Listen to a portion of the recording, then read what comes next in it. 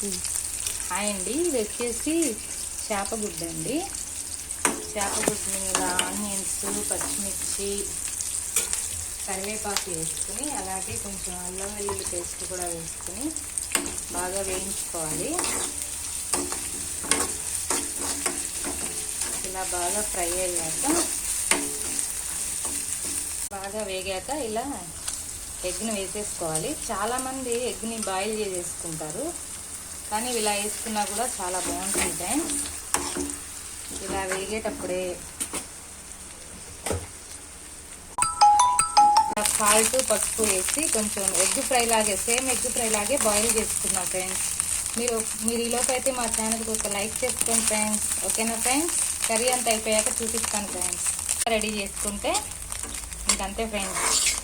ఇది పిల్లలైతే చాలా ఇంట్రెస్ట్గా తింటారు ఫ్రెండ్స్. మీరు కూడా ఒకసారి తప్పకుండా ట్రై చేయండి.